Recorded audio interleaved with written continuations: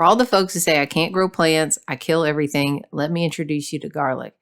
Everybody loves garlic. It's easy to grow. It just takes a long time. So as long as you got some time and some cloves laying around, you're in business. You don't need to buy any seeds, just use the leftover cloves from the store. Here's a bulb I have left over. I'm going to split into cloves and stick them in the ground. First, you need to know which is the top and which is the bottom. The bottom is where the roots are coming out. It is the flat side.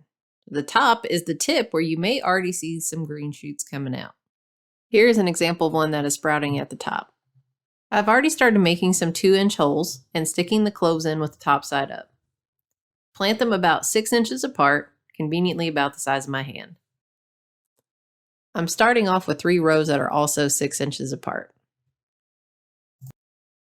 Push them down, cover them with some soil, pat them on the head, and send them to bed.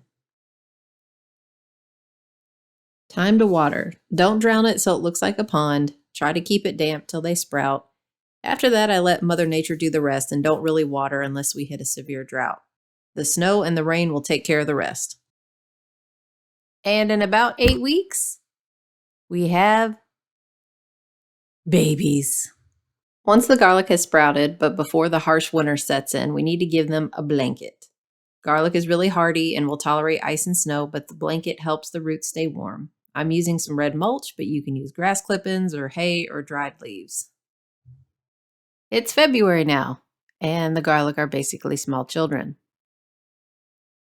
It's now the middle of March, and the garlic is now in its awkward teenager phase. So far, they have survived snow, freezing rain, and sub-zero temperatures. It's now the middle of May, and we are 7 months into this process. 7 months. Isn't that crazy? The plants are full grown and look beautiful. For size comparison, they're about 2 feet tall. And you're probably thinking, Sarah, they gotta be ready to harvest by now. The plant is the right size, but not the bulb. We gotta hang back. It ain't quite time yet.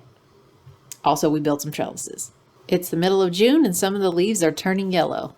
You can tell we are close to harvest time because the plant is leaning to the side or the leaves have dried up and turned brown. It's still June, but it's finally harvest time. How can you tell? When a third of the leaves are brown and crusty, it is time.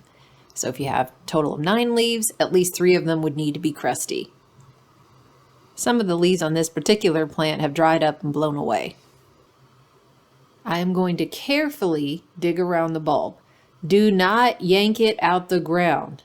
The layers are very delicate and we need those layers to stay intact. This is where I have to exercise some self-control and contain my excitement. Give it a little shake and remove the big pieces of dirt. Woo! There it is, folks. Look how our hard work of doing nothing has paid off. We could go inside right now and cook with this garlic, but you might be thinking, Sarah, this doesn't look like the garlic I buy at the grocery store. You're right. We need to cure the garlic or dry it out. Once the garlic is cured, it can last about 6 months. If you don't plan to eat this garlic in 1 week, then you need to cure it. Hear me now, folks.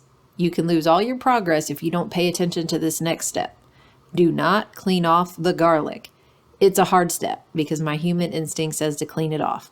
Again, the layers are delicate like wet tissue paper, and any disturbance can rip the paper, which will let air in and disrupt the curing process. So hold back your excitement and know we have 3 more weeks of patience. To help the drying process, keep the garlic out of the sun in a cool, dry spot where there's lots of airflow. I used a screen window cover from the hardware store. I'll bring these inside before nightfall because we have lots of humidity.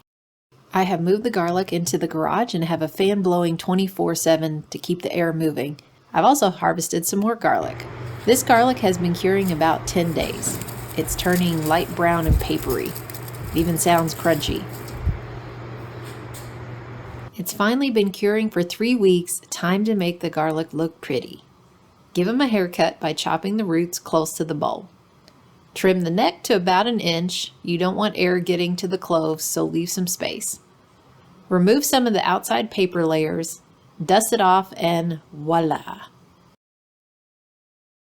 Absolutely gorgeous.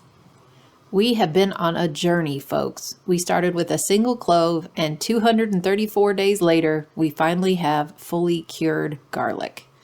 Pro tip, if you want big garlic heads, don't eat the biggest garlic you harvested. I know it's hard. Instead, I'm going to save this baseball size one and it will become the cloves I plant in October. All right, time to recap. Step 1, plant cloves near Halloween. Step 2, give them a blanket of mulch around wintertime. Step 3, and this is the most important step, do nothing. Step 4, harvest in summertime when a third of the leaves are crusty. And step 5, let them cure in a cool, dry place for 3 weeks. For bonus points, don't chop off the leaves and braid your garlic so you can hang it in the kitchen as a trophy for being an amazing garlic farmer. Okay, bye.